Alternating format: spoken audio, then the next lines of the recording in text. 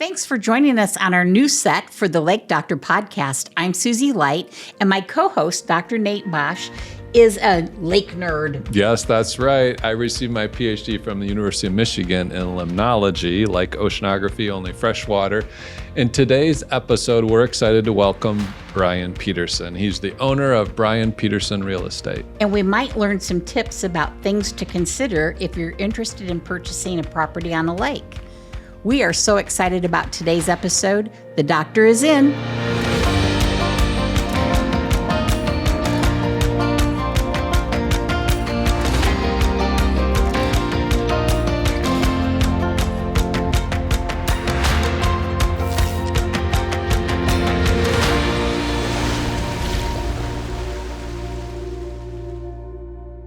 Thanks for joining us today. We are so excited. Brian Peterson is our guest. Brian, you are a lifelong resident of Kosciusko County, not just Warsaw or not just Winona Lake, right? That is correct. I actually was just outside the county, down by Tippecanoe Valley High School, but I spent the majority of my high school days here in the Warsaw area with various friends. Yes. Cool. And so you're a Tippy Valley grad and live here now with your family. Tell us a bit about your family. And then would you also tell us, like, what do you do for fun, Brian Peterson? What do I do for fun? Well, family and fun. I have 3 daughters, so they provide a lot of entertainment. So I have a 27-year-old, and she's working here locally at Cardinal Services. And I have a 24-year-old, a recent Grace graduate, and she's working in my business. Nate, and did yes, she? I had her in class. Yeah, so Haley is my oldest, and she's at Cardinal, and then Emily is the recent Grace grad, and and then Abby is my youngest, and she's getting ready to graduate here in a few days from Warsaw. Cool. So okay, now fun. What do you do for fun besides chase your girls around? So honestly, my business is my big hobby and passion, and it's all tied into one. So I spend a lot of time, family, business, and then golf would be my main hobby that I enjoy. And I still enjoy getting out on the lake. I've got friends that we go out in Winona and we'll do pontoon cruises and spend a lot of time in the village here with pickleball and various restaurants and stores. Nice. So good stuff. We love it. Yeah, we love it here, and there's plenty to do. So the name of your company is? It's creative. I spent a lot of time on it. It's Brian Peterson Real Estate. Wow, that is. So tells us who it is and what it does, right? Yes. And been blessed to be able to do the business now for over 15 years and have a great team. Would not be able to do what I'm doing without the support and the team that I have, and I feel very fortunate for that. So I can attest to that. Brian helped us with a lake property. Brian, why is lake health important to real estate? Well, having a healthy lake, people pay attention to that, and they're making a huge investment. I mean, these lake properties each year continue to go up in value. And people want to know, are they, is it going to be weed free? Are we going to worry about zebra mussels on our boat props? Is it going to be safe to swim in? Are we comfortable letting our kids get in the lake? Is it going to be aesthetically pleasing when I look out, or am I going to have green algae scum floating in front of my seawall? Those are all things that people ask and want to know about. And certain times of the year, they can look great. And in other times of the year, not so good. And it kind of depends where on the lake you're located too, because of the wind. Yep. So how do you help advise clients when they're looking for a lake property or when they want to sell a lake property? So that's a very good question. So the first thing is we try to do a lot of fact finding with our clients and figure out what the most important aspects of them, what are they looking for, in a lake property. Is parking important? Do they want a sandy beach? Do they want a southwesterly? Do they want a sunset view, or do they want a sunrise view? Do they want to be away from the wind? So there's a lot of different things that you need to find out from your client because everybody's wants and needs are different. So we try our best to figure out what's most important to them and then identify properties or put searches together that lines up with what their ultimate goals are with the property. So Nate, I heard Brian talk about data and how data is important Yes. for his relationship with his clients. Right. Data is important for Lilly Center. Yeah. How do you look at lake health, and what data helps you figure that out?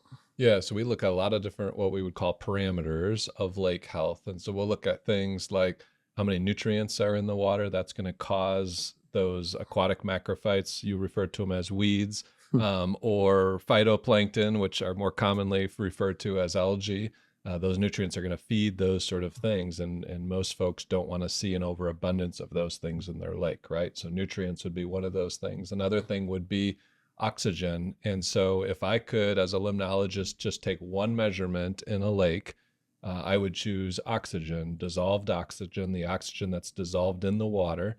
And we can learn a lot about those plants that I just referred to and how productive they are in the lake. We can learn about bacteria that might be in the bottom of the lake using up oxygen, and the fish and the little zooplankton that are eating the algae. All of those things are producing or consuming oxygen. So by looking at oxygen levels as we go from the surface down to the bottom of the lake, we can tell a lot about the health of a particular lake. And then we can look at things that directly can cause people's health to be in jeopardy. So I think of things like E. coli or microcystin, which is a toxin that algae can produce, which can be harmful to people and their pets. And so those are some of the parameters that we'll look at and let people know about around the lakes so that they can be healthy and safe when they're using the water. Brian, have you heard of any stereotypes that either buyers or sellers might come to the table with in their perception of our lakes?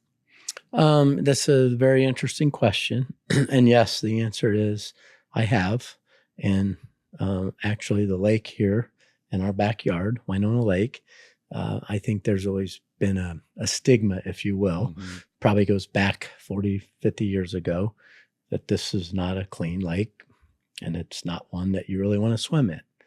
And that stuff, I mean, I deal with it even today where people come to me and say, I'm not sure.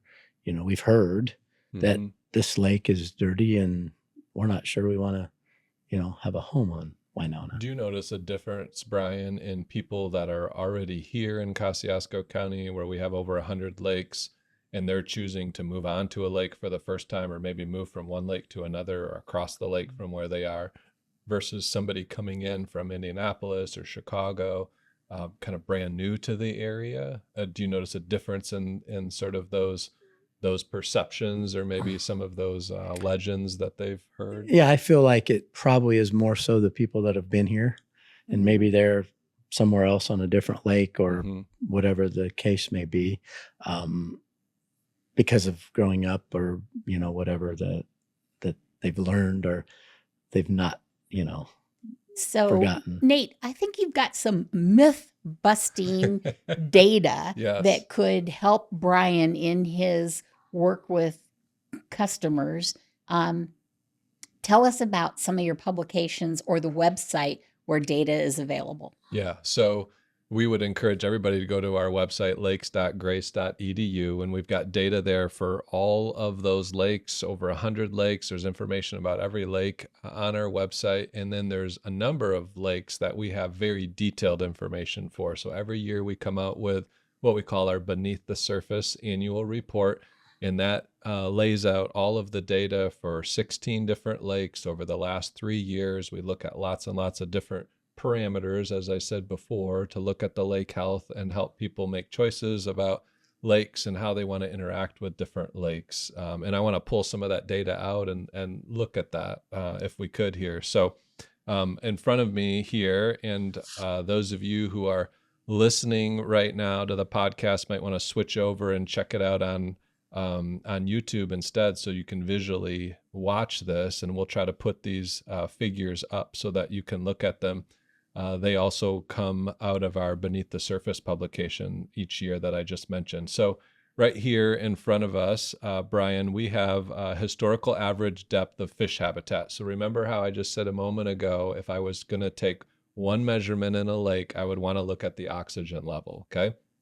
So here we have the depths of different lakes as far as how far down the oxygen stays above 2 milligrams per liter. So milligrams per liter is a concentration of oxygen in the water. And so we have averages here for July and August for 4 common lakes that, Brian, you had mentioned to us before we started recording here the podcast that you often sell properties on: Big Chapman Lake, Tippecanoe, Wawasee, and also Winona Lakes. And so we have all of the data going back here since 1912 is our first recorded data that we have for our lakes, which is just amazing to me. I want to just mention that for a moment. Our earliest data we have in our county goes back to 1875, actually, which I believe is just 10 years after the end of the Civil War, President Lincoln being assassinated, already samples being taken here of our local lakes. Wow. For oxygen data, it starts in the early 1900s, so 1912 and 13, and we can look at these 4 lakes and we can see how it changes over time. So in purple, here we have Winona Lake, which is the one you were just referring to, Brian, just right in our backyard. Mm-hmm. Literally, we're recording this in the Lilly Center for Lakes and Streams on Grace College's campus, and just down the hill behind us is where Winona Lake is. So in purple here, you notice we had fish habitat going down about 50 feet. Winona Lake happens to be about 80 feet deep in total. Mm-hmm. And so almost over half of the lake then is habitable for fish in the summer months. And then you can notice as we go over time, already in the 70s and then certainly in the 90s and into the 2000s, those purple bars get much shorter. And so our oxygen habitat starts to shrink over time. And that's a matter of what we were just talking about. An overabundance of nutrients causes an overabundance of algae and weeds to grow in the lake. When those things decompose, they're sinking to the bottom, decomposing, bacteria is using up oxygen. And so that's why we lose oxygen in the bottom of those lakes. And so that's why the depth of fish habitat has been shrinking over time. So from that, we can see we have an overabundance, too much of a good thing, which is those nutrients coming into our lakes. If we look at if we look at the green bars, that would be Lake Wawasee. That's our largest natural lake here in Indiana. So obviously our largest lake in our county. And we can see those green bars as well starting to shrink from in 1913 where we had data.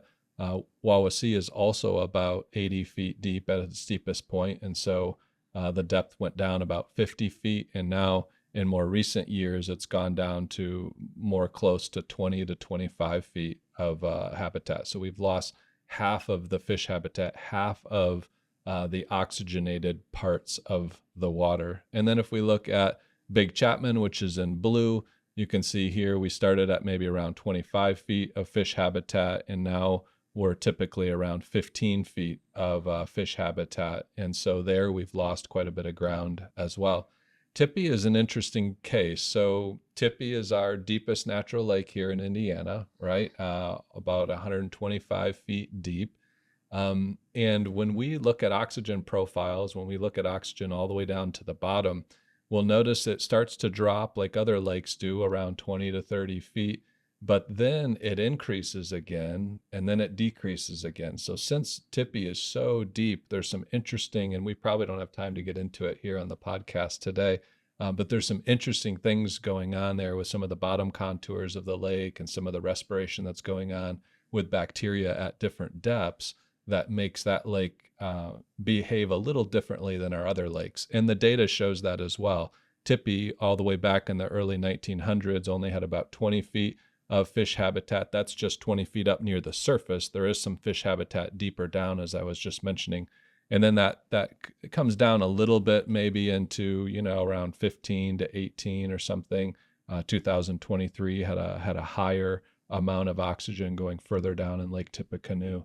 And so from this, we see that indeed our lakes have degraded in their quality of those ecosystems. The thing, though, that most people think about, I would guess, is not about oxygen levels and where fish live when they're looking to purchase a home. they're probably looking more, can I stand out on my pier and does the water look crystal clear? Yes. Right. Okay. So Yes. let's Yep. look at the next figure then here. So this is looking at what we call water clarity, and we measure this. We have a little black and white disc that we put down in the water, and we see how far we can see it down into the water, and then we measure that depth. And so it's kind of a depth of visibility, if you will. Again, we're looking at July and August. We're looking at how far does that disc go before it disappears.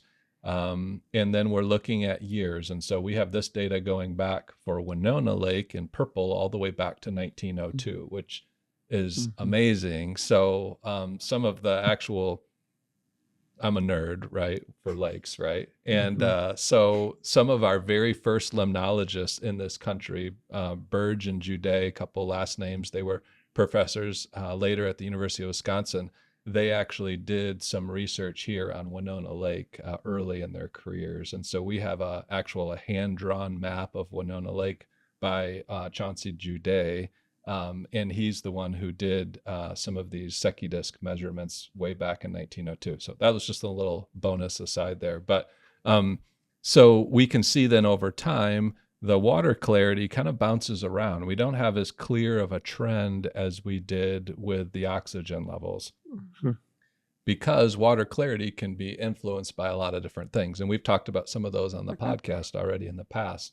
Boating can stir up the bottom if that's done in too shallow of areas. We've done research on that and recommend people stay in at least 10 feet of water when they're making a wake with their boat. Also zebra mussels. You mentioned zebra mussels a few moments ago, Brian. So zebra mussels actually will filter out the phytoplankton or the algae out of the water, and that makes the water then look clearer.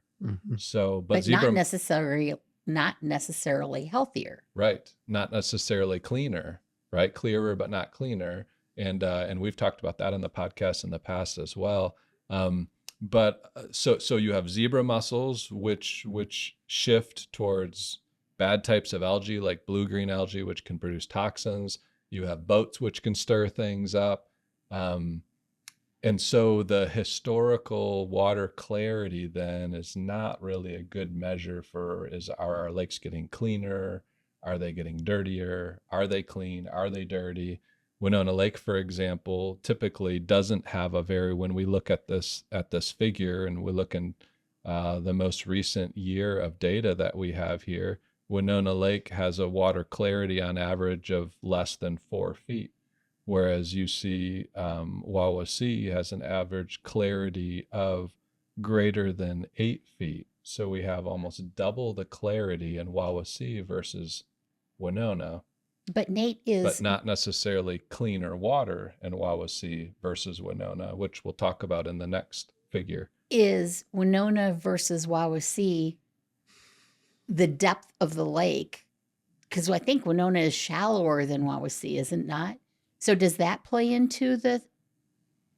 Yeah, so the depth definitely can play in. If we have a shallower lake, actually those two lakes both have their deepest point of about 80 feet in water depth, but there's large portions of Wawasee that are very shallow. And so when you look at a map of where the lake is greater than 10 feet deep, in order to do some of the boat activities like we recommend, it quickly constricts down to the area of boating activity as we would recommend. So Winona has bigger areas that are deeper than Wawasee does. So it would be important for you as a realtor to know what interests your clients would have when looking for a lake. You know, do they want to fish? Do they want big boats? Do they want swimming places, sailing? Winona's pretty good for sailing lake, isn't it? Yeah, and Wawasee as our biggest is wonderful for sailing. A lot of sailing regattas and different competitions and stuff will happen there. So the last figure, I could talk about figures for the whole episode here, and I won't. But the last one that I wanted to show you is looking at microcystin. So microcystin is one of those toxins that algae can produce in our lakes, specifically the blue-green algae or cyanobacteria as we call them. And so we have the microcystin concentration then that we're looking at over time from 2011 to 2024. And again, we have these same 4 lakes that we've been talking about here so far in the podcast: Big Chapman, Tippecanoe, Wawasee, and Winona. Same colors that we've been looking at in the past. And what we have here is we have this charcoal line across, which is the dog threshold for where it is no longer safe for dogs to be in the water. According to the Indiana Department of Environmental Management, we follow their recommendations in this regard. And you can see several lakes which are on average above the dog threshold. So not just individual weeks above the dog threshold, but the average through the entire months of July and August is above the dog threshold. That's not something that we want to see for our lakes. And which ones do we notice that are doing that? We see the blue and the green bars, which is Big Chapman and Wawasee. We back up to the last figure. Those were the 2 clearest lakes. Ah. So how interesting is that? We look in the water and we see clear, and so we assume clean, and we assume maybe safe. And they are clean and clear and safe at times of the year as well. But our algae research is showing that at certain times they are not clean and not safe for pets specifically. Now, the human threshold is up at 8 parts per billion, which is not even on this figure. And our numbers have not approached that human threshold over the last several years. But certainly there's been a number of weeks on these lakes where it has gone above the dog threshold. So again, if you're looking to sell a property for a family that has a dog or 2 or 3, and they consider them part of the family, they're going to be very, very focused on looking at these sort of things. And so the notification system that we have can be really helpful to families to know when it's safe for those pets to be in the water versus when they need to keep them out. How do I sign up for that notification system?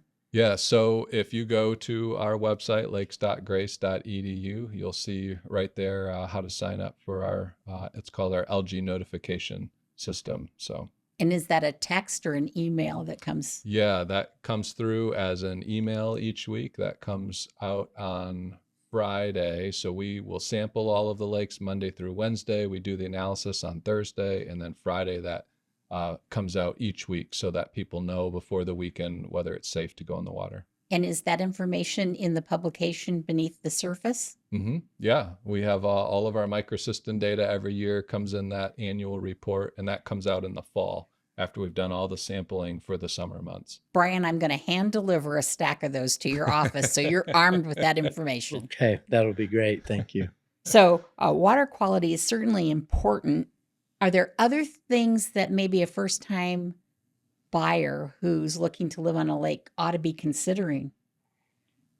Yeah, so I think one of the things is on the lake is like seawall condition, for instance. I mean, you got to think about things that are potential expenses when you buy a property, right? And a lot of these homes were cottages, maybe refurbished over time.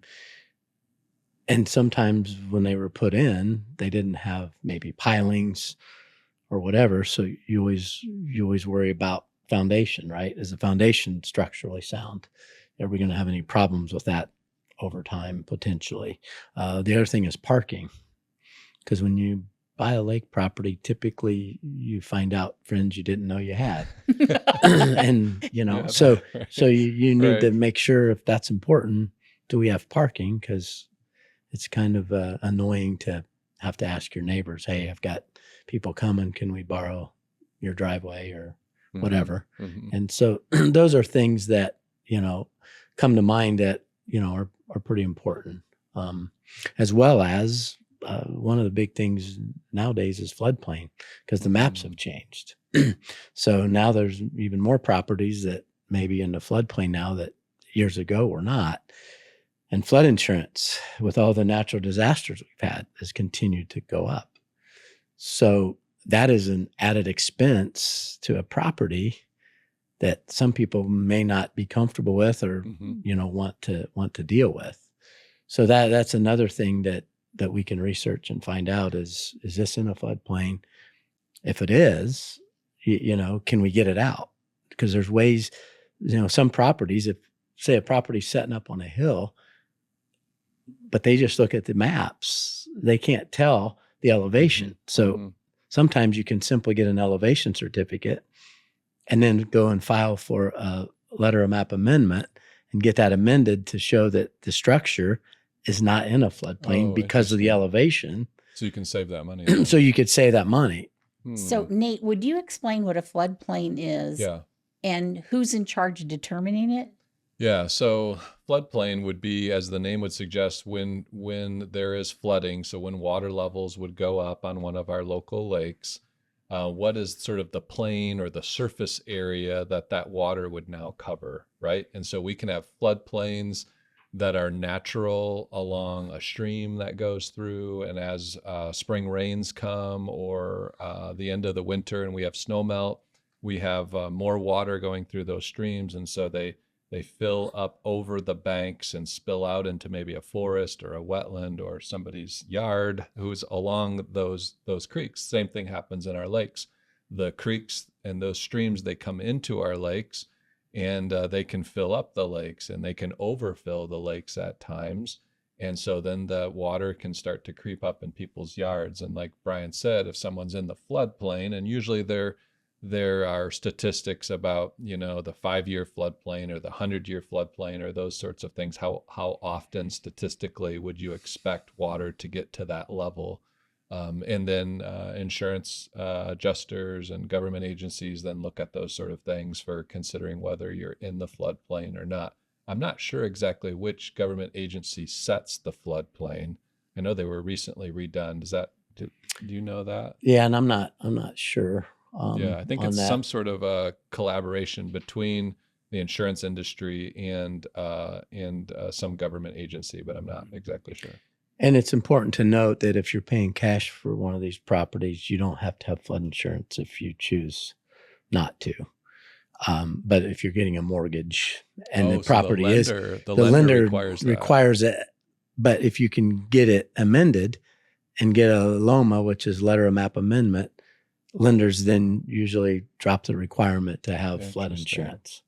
So it's just an added expense and thing, something to certainly be aware of. Are there other things that you can think of that if I were interested in buying a lake house, would you advise me? So I think another thing is surveys are really critical buying lake property. Because, when you're buying a lake home, there's a lot of, if you will, gentlemen's agreements or napkins agreements that happened 50 to 80 years ago that let neighbors across the street park their boat, and all of a sudden maybe they have a walkway that's granted an easement that's actually deeded, and maybe it's just a walkway they've always used between two properties. Oh, interesting. That really isn't, legally binding. And those are all things that's really important to understand because we get into riparian water rights, which is you basically establish through a survey on the land. You've got the lot lines, and then those lines go out to the center of the lake. And when you get in off the seawall, you have those lines are yours. So a neighbor can't put a pier over your riparian line without your consent or without some kind of legal. So those are all things. And when you get lots that are shaped at various angles and different. Yeah, because I could imagine. So you could have a lot in the middle, for instance, if it's like a pie shape, where the middle lot, if the neighbors put their piers out, you may be blocked in. If you, so those are all things that you need to understand and be aware of.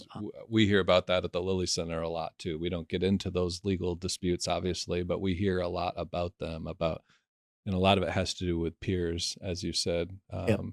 Yeah, people don't understand. And it's important to know. And I tell people all the time that coming to the lake, people can park out in front during the day and fish in front of your property, and there's really nothing to do about it. That's different than permanently parking a boat on a pier or just parking it there in front of your place for, storing it, if you will, when they're not using it. So, yeah. You said something a little bit earlier, Brian, about when people are selecting a lake property, thinking about what side of the lake's it on, maybe for sunsets, sunrises, wind, those sort of things. Like, how often do people think about it to that level of specificity? I mean, is that Is that common, or do you often bring that up to people I bring yourself? it up because Okay. a lot of times, again, if it's a naive buyer, they don't always know what they need to think about. Mhm. So when I'm representing them, I try to let them know everything, obviously, that I know that I think is important without influencing them on what's important to Right. them, Right. but just making them aware because, sometimes they might say 3 things that are important, but they didn't even think about 5 other Yes. things. Yes. So, it's important to, you know, bring that, especially when we're at a property. And I always use my phone a lot with my compass because sometimes people don't, Hmm. they think we're facing a different direction than we Mhm. are. And I'm like, no, we're really not. This is what you're going to be. This is where the sun's going to be coming Right. up. This is where it's going to be, We've and noticed some directional concerns that some people have on some of the lakes as well. At the Lilly Center, we'll get questions about people who constantly have debris that's sort of floating up against their shoreline, yeah, whether it's a seawall or a natural shoreline or glacial stone. And part of that is just the natural way that a lake works. And yep, so I'm thinking about people who might be on the west side or the southwest side of a lake, and we often have um, our well, no, I'm sorry, it would be on the east side because we have the westerly winds, which are yep, going to blow things towards, and so maybe it's those weeds that get clipped off, by somebody who's skiing or by a boat propeller. Maybe it is leaves that are falling from a tree and around the lake, and those things are all going to then flow towards that eastern shore and start to accumulate there. And the people then along that shore then sometimes will then have to rake those things out, and so it can be a little extra maintenance that maybe they didn't anticipate just by where they're living around the lake. What are other resources that your team can help provide to the buyers? So, we pride ourselves on having a really good concierge service. So I'll give you an example. I've just recently sold a property here on the lake to one of my clients, and I've connected them with getting a boat lift, helping find a boat, Hmm. who's taking care of the yard, who's, different things, different contractors, different things they need, Mhm. lined them up with 7 or 8 different, you know, and they're all taking care of them right away. So one of the advantages is you can get really good service. The people that we partner with and work with take pride in obviously taking care of our clients, Hmm. making our clients happy. We have a lot of connections with the schools. If they're worried about, I need to learn about the schools or anyone you know more about, we've got like a lot of great school options in our area. Can get them in front of principals, whomever, administrators, whomever they need to, coaches, whatever the case is, to learn more about that. Um, And we rest, got a great college in our we backyard. got a great college, restaurants we can help Hmm. with, good places to, go. So there's a lot of different things there that, that we provide. Nate, lake residents, we've learned, are the first line defense when it Hmm. comes to lake health. Hmm. What are things that you could help Brian inform his clients who are starting to live on the lake? What are things you can help? Yeah, so 3 things that we encourage all lake residents to do, and really this applies to residents throughout the drainage areas, the watersheds that flow into our lakes as well. But one is thinking about fertilizer on their property. And so we want to have nice, healthy green lawns, right? But one of the components often in fertilizer, phosphorus, is not really needed by our soils here in northern Indiana. And so we can use phosphorus-free fertilizer, and that's just looking at the bag of fertilizer. The middle number of the 3 numbers is the phosphorus, and so we want to have a 0 there. And a lot of our home improvement stores will and hardware stores will have phosphorus-free fertilizer, and so you can still have a great looking lawn, but not have the phosphorus. And when I was referring earlier to excess nutrients causing excess plant growth, like weeds and algae, the main nutrient that does that is phosphorus. So nitrogen can be important as well, but mostly it's phosphorus. And so we want to see phosphorus-free fertilizer. And if anybody's really convinced that they need phosphorus, we can help people with soil testing to see if their soil does actually need it or not, to know what's needed by those grass plants. The second thing that we encourage people to do is to not allow their yard waste to get into the lake. And so that could be like leaves or grass clippings. Sometimes people will say, hey, it's just natural, so why does it matter if the grass clippings go in the lake or the leaves? We get a lot of leaves on our yard, so we're just going to use a leaf blower or a rake and blow them all out into the lake. It's all natural. Well, it is natural, but it's plant material, just like those weeds and algae, that then sink to the bottom, decompose, give the nutrients back off for more weeds and algae to grow next year, as well as using up all the oxygen, like we talked about earlier, which can hurt the health of the lake over time. So phosphorus-free fertilizer. We also want to see yard waste not go in the lake, but you can compost it. You can have a service come and pick it up. Many towns and cities will do that.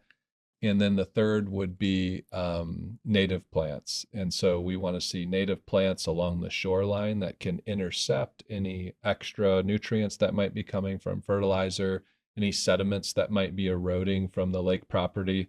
A lot of our lake properties are pretty steep when it comes from the home down towards the lake. And so that's a recipe for soil erosion, and soils will bring nutrients with them down into the lake. And so we want to keep that stuff on the land.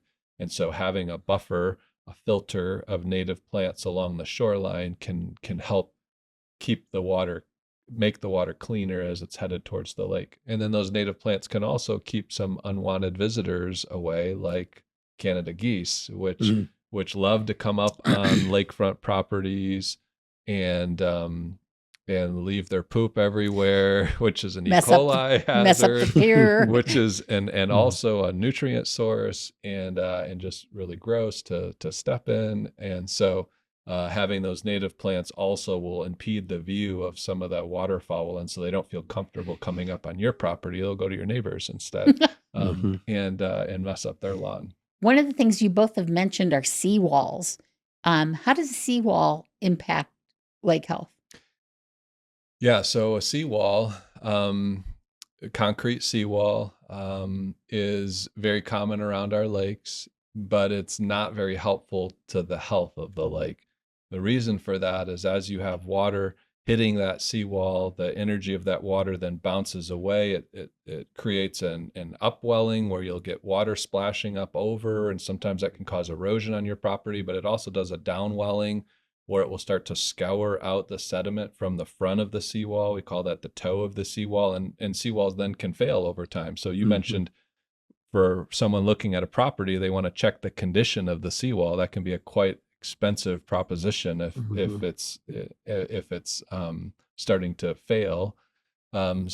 But we can add glacial stone to the front of a seawall, which will help dissipate some of that wave energy. And that's actually doesn't require a special permit from the DNR. And so people can do that as long as they follow certain rules. They can do that without a permit. And we're happy to help people know that information. Actually, one of my former students, Madison, now works for the DNR doing the shoreline permitting stuff here in the state of Indiana. So that's kind of a plug for one of our former students.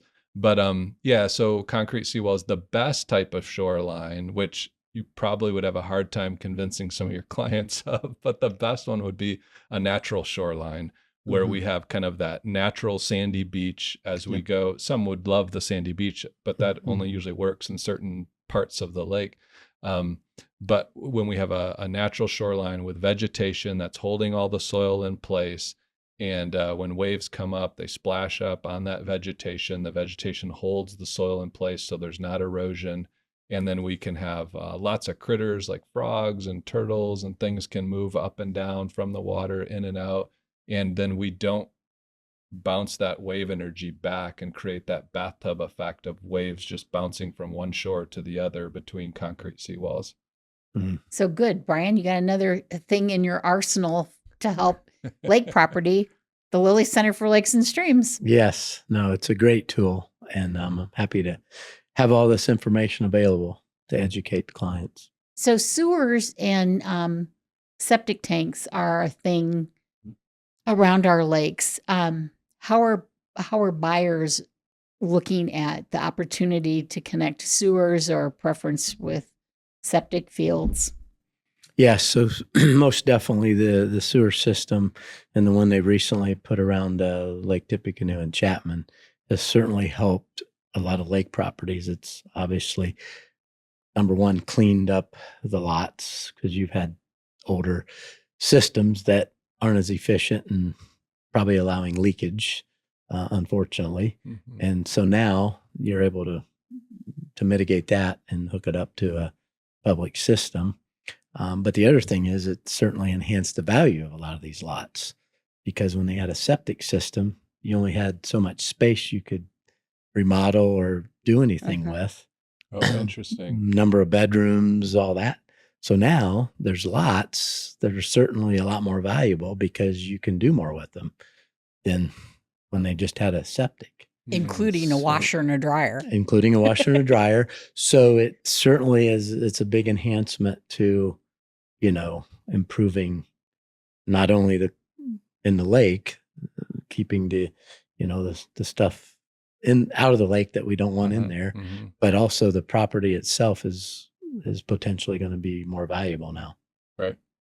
Yeah, and we've done some research in that area because that's the question that we've gotten a lot is, hey, should we put a public sewer system around our lake? We've had smaller cottages and a lot of septics. Some of those are failing. Should we invest as a lake in putting public sewer around our entire lake? And so rather than just wondering about it or some sort of an emotional appeal, we said, hey, let's gather some scientific data. And so we before one of our local lake chains, the Chapman Lake chain that you just mentioned, started having sewers. We used that as the control, and then the Barbie Lake chain, which has 7 lakes in it, was getting sewers, and so we did a before and after study, and the Barbie Lake chain improved. But the Chapman Lake chain also improved, but there was no sewers added around the Chapman Lake chain. So we couldn't ascribe the improvement to the sewers themselves. We waited 3 years kind of for a new steady state around the lake after the sewers were put in around the Barbie chain, but we still didn't see an improvement that could be attributed to the sewer system. Could be over time, you could see that. Certainly, as you described, Brian, if there was certain real egregious septic systems that were not being maintained properly, it's good to get those kind of offline and put into a public sewer system then. And certainly it could be a benefit to the value of the property for what people might want to do with remodeling. So this is a question for both of you. Why is buying a lake property in Kosciusko County a good thing? So I think, I'm obviously biased to this community, and I tell clients this all the time, and I've been doing this for a long time, and I tell people, I've had families come here for a job and they think they're only going to be here 2 to 3 years and they're going to keep climbing the corporate ladder, and all of a sudden 15 years later they're still here because the lifestyle changed. They've loved it. I mean, the quality of life in our county, there's so many, with all the natural resources. I mean, we have over 100 lakes, we have greenways now. We've got, obviously, Village of Winona. You go up in Syracuse, there's a lot of neat places up there, North Webster, throughout our county, right? And so we got great school systems. Our property taxes are low, relatively speaking, for the rest of the country with what we have to offer. So I think that when you put all that together, it's just really tough to beat. And not to mention, we've got large metropolitan cities that's a 2-hour drive away. Are you seeing generational owners? So I'm thinking of a friend of mine whose grandfather built a home on Wawasee, and now the 3rd and 4th generation are in the area. Absolutely. We're seeing that the properties stay in the family. I have got clients now that are looking to get legacy properties. They're buying with their kids and grandkids in mind. I'm buying this now and I'm going to pass it on, and I want a property that will stay in the family for a long time. Mm. So they're looking at making those, big decisions. And it's, it's neat that we have that opportunity. And that's frankly one of the reasons I wanted to get this information out, because, Nate shared a lot of information, but the bottom line out of what he shared is all of our lakes are safe for us to go out and enjoy. And that's the bottom line. I mean, we can get into all the finite part of this data, but the reality of it is there's not a lake in our county that you should be worried about making an investment in. And I think that's the takeaway from this today. And I would add to that because the Lilly Center for Lakes and Streams is here looking after these lakes, and we're part of a university, Grace College, that will be here going into the future. We are always going to be here to look after these lakes long-term into the future. And so people can buy a property on our lakes, rest assured that someone is going to be looking after that lake in the future and letting them know if there's anything that should be of concern to them or their family, and making that investment for multiple generations in the future. The Lilly Center is going to be right along with them for that time into the future. And we take great pride at the Lilly Center in helping families come together at the lake year after year. Oftentimes over the 4th of July holiday is a time when many families have reunions. And we've heard some of our supporters, some of our donors say, if it weren't for this lake, our family would not be as close as it is today. We would be scattered all around the United States, and we wouldn't have one central location to come back to.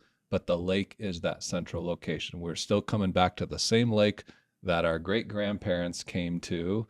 And so we get to have a piece of that at the Lilly Center, where we can help protect that family heritage going forward into the future. And that's really inspiring for us. And I would add to, onto what you said, thinking of families and people coming here and enjoying, there is something when you get out on the lake, when you're in your big boat, you're in your big Tri-Tune, your wave runner, excuse me, you need to be responsible and, get in deep enough water before you really take off and get going. Because when you're in shallow water and, tearing around, that does Stirs up the bottom. stirs up. Yeah. Mm-hmm.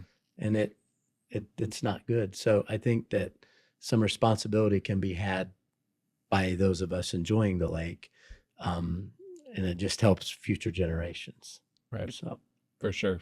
And there's no other county in the state of Indiana that's looking after their lakes like we are here in Kosciusko County. So because of the Lilly Center for Lakes and Streams investment, all of the supporters and organizations that help make it possible to do what we do here for our lakes are thoroughly studied, and so our people are thoroughly safe when they use the lakes. Thank you so much. Thank you. On behalf of our community, thanks for the good work you're doing. Brian, thank you for the good work that you are doing and helping educate your clients about the beauty of our community and the responsibility of home ownership on a lake. yeah, you're welcome. Thanks for listening to this episode of the Lake Doctor podcast. You can share your thoughts or submit a question by leaving a comment or sending an email to lakes@grace.edu. Listening to this podcast is just the first step to making your lake cleaner and healthier. Visit lakes.grace.edu for more information about our applied research and discover some tangible ways that you can make a difference on your lake. We'll see you next time. The doctor is in.